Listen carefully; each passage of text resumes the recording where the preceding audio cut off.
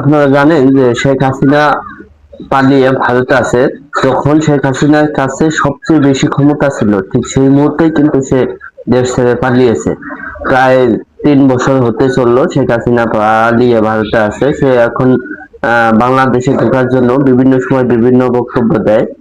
সম্প্রতি রয়টার্সকে দেওয়া একটি বক্তব্যে তিনি বলছে যে তিনি ডিসেম্বরে বাংলাদেশে ঢুকবেন এবং তার নেতাকর্মী সাথে নিয়েও ঢুকবেন আর কি। নেতাকর্মীদের নির্দেশ দিছে যে তারাও যাতে ঢুকে। তো আসুন শুনে নেওয়া যাক তার সেই ভিডিওটি বা তার সেই সাক্ষাৎকারটি। আসুন শুনে নেওয়া যাক।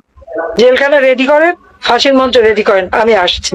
হ্যাঁ, আমাকে ফাঁসির হুকুম দিয়েছে, আমাকে একটা মামলা দিয়ে মিথ্যা অনেক শাস্তি দিয়েছে, আমি এটা করি না। আমি বলবো ঠিক আছে, জেলখানা রেডি করেন, ফাঁসির মঞ্চ রেডি করেন, আমি আসছি, আসবো। তবে হ্যাঁ, ইউনূসের রাজত্ব সবাই দেখেছেন, তারেকের রাজত্ব কিছুদিন দেখেন, দেখেন কত আহ্লাদ করে যারা নিয়ে এসেছে তারা একটু দেখেন যে কেমন চালায়।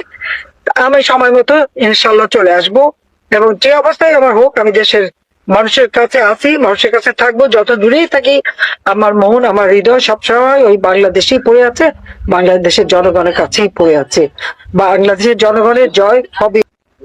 এখন কথা হলো, সে কি আসলে বাংলাদেশে ঢুকতে পারবে, বা ঢুকলেও কি সে জেলে যাবে, বা জেলে গিয়ে কি তার ফাঁসি হবে? এরকম অনেক নিয়ম কানুন বা তার আইন আদালত আছে। তো তার কথা শুনে তার যে নেতাকর্মী আছে, নেতাকর্মীরা কিন্তু যে বলতেছে তারাও আসবো।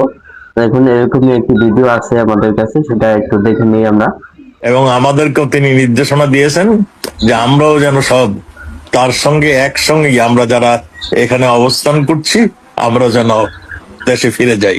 আপনি এটা শুনেছেন, এটাও জানেন আমাদের মাননীয় নেত্রী যা কিছু সিদ্ধান্ত নেন বুঝে শুনেই নেন, এবং তিনি তার সিদ্ধান্ত অবিচল থাকেন।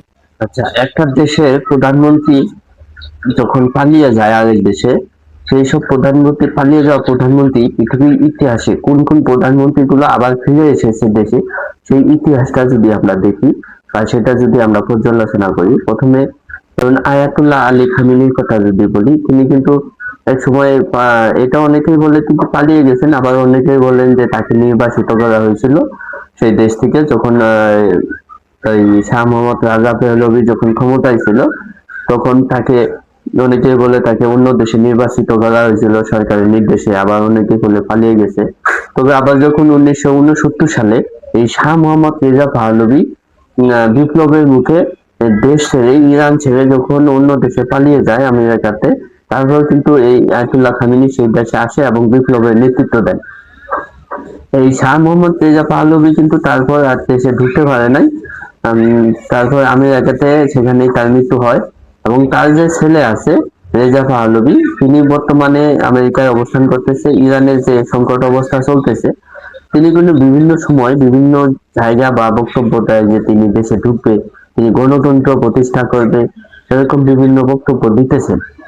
তো তিনি অনেক সময় সেনাবাহিনী, দেশের জনগণ সবাইকে সজাগ থাকতে বলেন, আবার সবকিছু দখলে রাখতে বলেন, তিনি ঢুকবেন। এবং আমেরিকার যে প্রেসিডেন্ট ডোনাল্ড ট্রাম্প, উনিও কিন্তু বলছে যে তাকে ক্ষমতায় বসাবে রেজা পাহলভিকে যোগ্য উত্তরসূরি হিসেবে, এরকম অনেক সময় বলছে। কিন্তু এই খামেনির মৃত্যুর পর তার যে বড় ছেলে মোস্তফা খামেনি, তিনি কিন্তু ক্ষমতায় আসেন, যার কারণে সেই রেজা পাহলভি কিন্তু ক্ষমতায় আসতে পারে না। তো ইতিহাস যদি আমরা আরো দেখি, কোন কোন রাজা বা প্রধানমন্ত্রী গুলো দেশ ছেড়ে পালিয়ে গেছে, সেই ইতিহাসটা যদি আমরা ঘাঁটি, তাহলে ধরুন পাকিস্তানের এই পাকিস্তানের নওয়াজ শরীফ, উনি পালিয়ে গেছে, তারপরে কিন্তু আবার আসছিল। মিয়ানমারে অং সান সুচিকে কারাবন্দি, গৃহবন্দী করে রাখা হয়েছিল। তারপর জয়নুল আবেদিন বিন আলী 2011 সালে আরব বসন্তের সময় দেশ ছেড়ে পালিয়ে সৌদি আরবে আসে। তারপর যদি বলি যে ভিক্টর ইয়ানুকোভিচ, যিনি বর্তমান যে ইউক্রেন ইউক্রেন ছেড়ে পালিয়ে রাশিয়ায় আশ্রয় নেয়, বর্তমানে এখনো রাশিয়াতে অবস্থান করতেছে। তারপর এটা 2014 সালে, এবং 2021 সালে আশরাফ ঘানি, যিনি দেশ ছেড়ে পালিয়ে যায়, এবং 2022 সালে রাজা পাকসে, শ্রীলঙ্কার রাজা পাকসে, উনি কিন্তু সেই দেশ থেকে পালিয়ে যায়। এবং 2024 সালে যে বাশার আল আসাদ তিনিও কিন্তু দেশে পালিয়ে যায়, কিন্তু দেশে এখন পর্যন্ত ঢুকে নেই। এবং 24 সালে আরেকটি ঘটনা ঘটে যে শেখ হাসিনার এই ঘটনা, এটা তো আপনারা জানেন যে এটা নিয়ে আজকে মূল ভিডিও, উনি নাকি দেশে আবার ঢুকবে। অন্যান্যরাও অনেক সময় ঢুকার কথা বলে বা অনেকেই এখনো বলে নাই ঢুকার কথা। কোন কোন এবং এইসব প্রধানমন্ত্রী তো দেশ ছেড়ে পালিয়েছে এবং ইতিপূর্বে অনেক রাজাও আছে যেসব রাজা দেশ ছেড়ে পালিয়ে গেছে।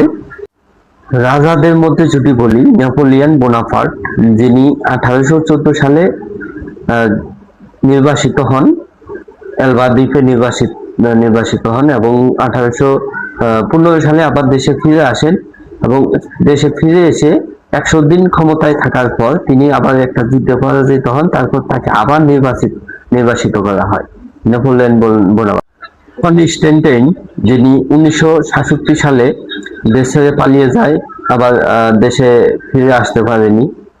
তারপর যুগোস্লাভিয়ার প্যাটার, কম্বোডিয়ার নরোদম সিংহাসক এবং ইথিওপিয়ার হ্যালি সেলেসিস এবং জহির শাহ আফগানিস্তান। এবং অনেক রাজা, প্রধানমন্ত্রী বা দেশনায়ক আছে যারা দেশ ছেড়ে পালিয়ে গেছে, আবার দেশে ফিরে এসে ক্ষমতা দখল করেছে, ক্ষমতায় কিছুদিন থাকার পর আবার নির্বাসিত হয়েছে, কেউ মৃত্যুবরণ করেছে যুদ্ধে। এরকম অনেক আছে, অনেক লিস্ট। এইসব লিস্ট হলে আপনারা দেখে নিতে পারেন, দেখে নেবেন। তো এখন যদি মূল পয়েন্টে ফিরে আসি, শেখ হাসিনা কি ফিরে আসতে পারবে বা যদিও আসে তাহলে কি দেশে সে পুনরায় ক্ষমতা নিতে পারবে বা দেশে ফিরে আসলে কি সবকিছু ঠিক হয়ে যাবে? এই বিষয়টা যদি বলি, এটা সম্পূর্ণ যেহেতু উনি দেশ ছাড়িয়ে একটি গণ অভ্যুত্থানের মুখে দেশ থেকে পালিয়ে গেছে এবং উনার নামে অনেকগুলো মামলা হয়েছে, এবং শুধু যে মামলা হয়েছে তা নয়, মামলার যে অনেকগুলো রায়ও হয়ে গেছে, ফাঁসির রায় হয়ে গেছে, সেটা আপনারা জানেন। এই দেশে যদি উনি আসে, ওনাকে অবশ্যই প্রথমে গ্রেপ্তার হতে হবে, এই চিন্তা মাথায় নিয়ে তাকে আসতে হবে, বা উনিও এটা জানে যে ওনাকে গ্রেপ্তার হতে হবে। প্রথমে ওনাকে গ্রেপ্তার তো করবেই দেশের সরকার, যিনি আছে উনি, পুলিশ প্রশাসন। তারপর তাকে হয়তোবা মামলায় চালানোর কিছু সুযোগ দেওয়া হবে, বা এটা দেশের জনগণ বা দেশের সরকারের উপর বেসিস করবে, তাকে কি ফাঁসি দেওয়া হবে নাকি মামলায় চালিয়ে সেখান থেকে খালাস পাবে। এরকম যদি ইতিহাস দেখেন যে কোনো রাষ্ট্রপ্রধানকে এ পর্যন্ত ভাবে ফাঁসি দেওয়ার নজির পৃথিবীর ইতিহাসে এখন পর্যন্ত নাই। তবে অনেক আগে ছিল, এই আধুনিক যুগের আগে, প্রাচীন যুগের রাজা বাদশাদের ধরতে পারলে যুদ্ধে সম্মুখ যুদ্ধে যদি ধরতে পারে তাহলে কতল করে দিছে বা বন্দি করে রাখা হয়েছে। তো এখন তিনি আসলে কি তাকে বন্দি করে রাখা হবে কিনা নাকি ফাঁসি দেওয়া হবে, সেটা দেশের যে আইন কানুন আছে সরকার, তারা বুঝবে। তো এই হলো আজকের ভিডিও। সবাই ভালো থাকবেন, সুস্থ থাকবেন, ধন্যবাদ।